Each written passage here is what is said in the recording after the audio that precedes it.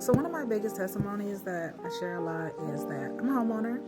Thankful to God who helped me do that. But I want to share to some other single moms or just single parents or anyone who is wanting to buy a home. Here is some tips on how to speed that process up for you or how to just get the process going.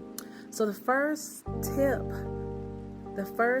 that you want to do is surround yourself with people who are doing the very thing that you want to do. Meaning, for me, I never even thought about buying a house. I never even thought that it was obtainable or achievable.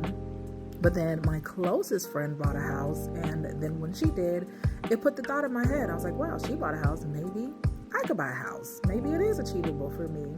So that's the first step. You have to surround yourself around people who are doing the very thing that you want to do.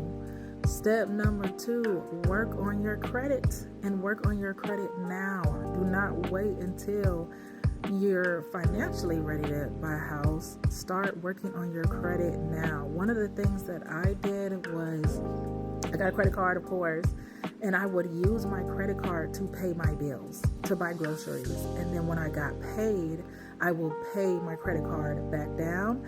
And I also make sure to never get my credit card more than $500. I always say to not run up your credit card to an amount that you would never want to pay at a large lump sum. Like, meaning if you don't want to pay $3,000 for something, do not run your credit card up till $3,000. And also you want to keep that utilization rate low too. I think you want to at least try to keep it under like 12 or 10% as well. So say if you get you $1,000 credit card, don't put more than $200 on the credit card. So pay like your power bill on it, and then use your bank account to pay that credit card bill off. And guess what? I learned that tip from the friend who bought the house. So that's why having those type of people in your circle will help you, because they're also going to give you the advice that people who don't have those things know.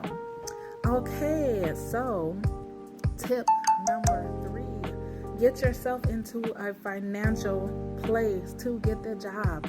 Of course, that should be a given, but I will say there are careers out there that will help you financially. Like before I bought a house, I was a server. I was a career server for many years, and then I became a recruiter. Being a recruiter is in sales. Sales does pay a lot of money, and a lot of people are like, oh, I can't do sales. I used to say the same thing. I'm an introvert. I never thought I could do sales. With God, you can do anything. So, tip number 4, pray, pray, pray. Pray, write a plan, give it to God.